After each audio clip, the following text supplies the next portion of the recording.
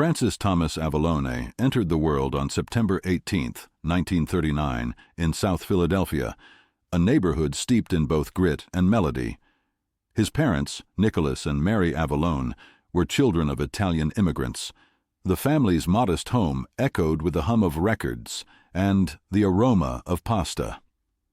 Frankie's father, a hard-working construction worker, nurtured his son's early curiosity with a used trumpet, likely unaware it would become his first ticket to fame.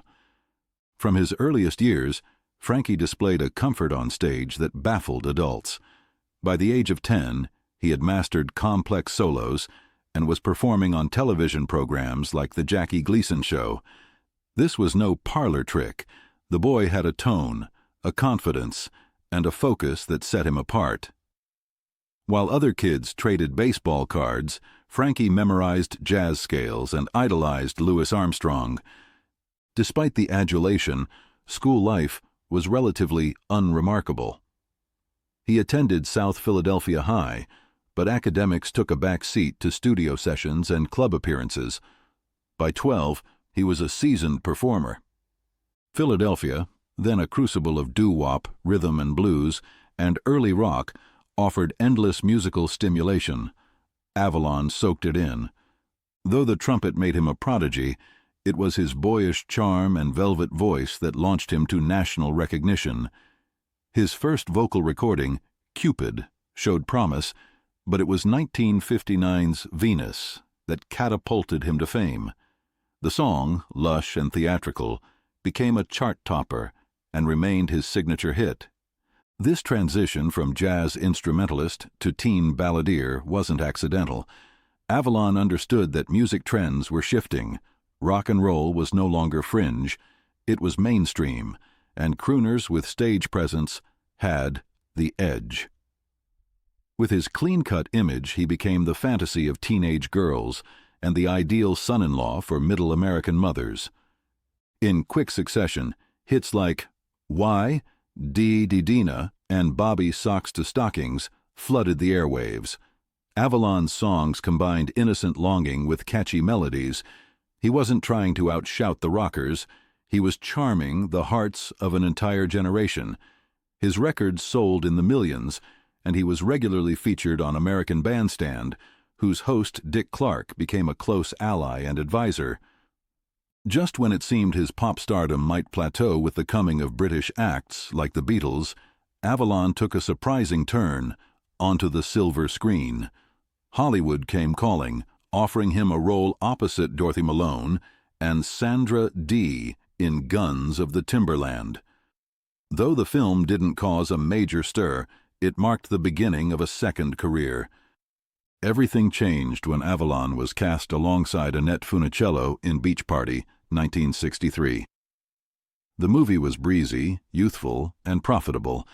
It sparked a string of surf-themed films, Muscle Beach Party, Bikini Beach, Beach Blanket Bingo, that made Avalon a household name all over again. These were not Oscar contenders, but they had charm, color, and energy.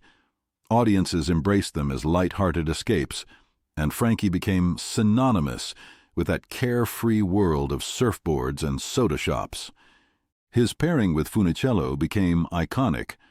They had chemistry on-screen, but off-camera remained friends.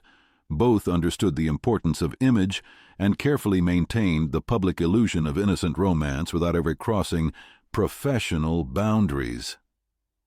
While his public persona was perpetually youthful, Avalon craved stability. In 1963, at the height of his movie career, he married beauty pageant winner Katharine Diebel. Friends were skeptical. How could a pop idol settle down? But Frankie was committed. They raised 8 children together and managed to maintain a relatively private home life, rare for someone in the limelight. His devotion to family was unwavering.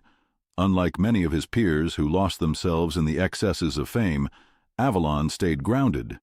He resisted the temptations that derailed other teen stars. While rumors inevitably swirled around anyone in his position, he rarely gave the press fuel for scandal. Their home, nestled in Encino, California, became a sanctuary, a place where Frankie could step away from the world of film sets and fan mail and be a father, a husband, and eventually a grandfather. The 1970s were not kind to many pop stars of the 1950s. Musical tastes shifted rapidly, but Avalon refused to vanish. He adapted. With a humility that surprised many, he embraced the nostalgia circuit. He toured with other icons of the era, including Fabian and Bobby Rydell, forming the Golden Boys Revue. Their performances celebrated the music of their youth while acknowledging the passage of time. Audiences, now parents and grandparents, welcomed him back not as a novelty, but as a cherished echo of simpler days. Avalon sang with the same warmth he always had, even as his golden locks turned silver. Meanwhile, he ventured into business, launching a successful line of health and beauty products. His charisma translated easily into marketing. Always well-groomed, always personable, he became a trusted figure, even beyond entertainment. In 1978, Avalon surprised a new generation with a scene-stealing cameo in Grease, playing Teen Angel. Singing Beauty School Dropout, he appeared in a shimmering suit and heavenly glow, winking at his own status while introducing himself to younger audiences. That moment reignited interest in his old catalog.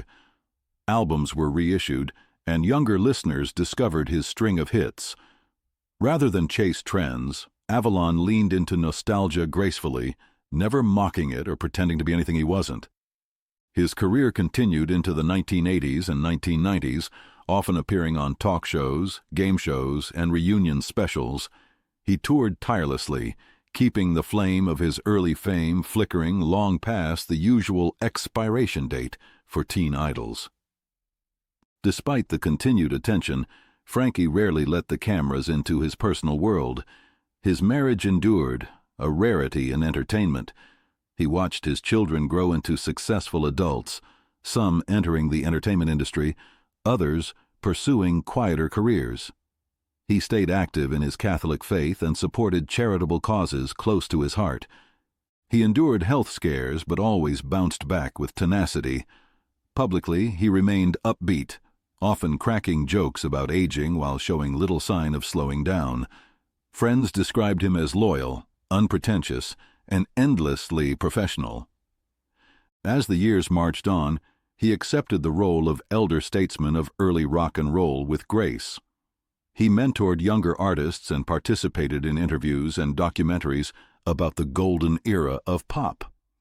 Though he was never known for controversy or reinvention, Frankie Avalon's contributions left a strong imprint. His voice, sincere and easy, brought comfort. His films, though lightweight, brought joy. His perseverance in adapting through decades of change showed resilience. He wasn't a provocateur or a boundary breaker. Instead, he offered joy, sweetness, and stability. In a world often defined by spectacle, his career stood as a quiet triumph of charm and craftsmanship. Songs like Venus and Why continue to be covered and referenced.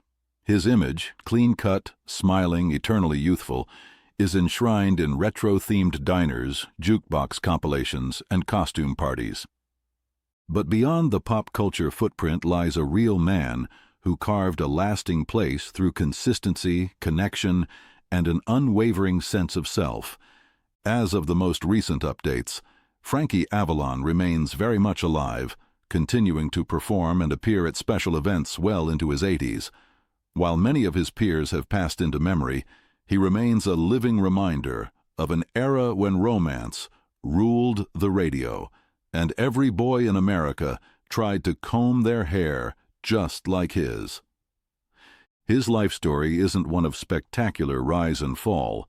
Instead, it's the steady rhythm of a performer who knew when to step forward and when to step aside, who valued his family as much as the spotlight, and who still, occasionally, picks up a trumpet to remember where it all began.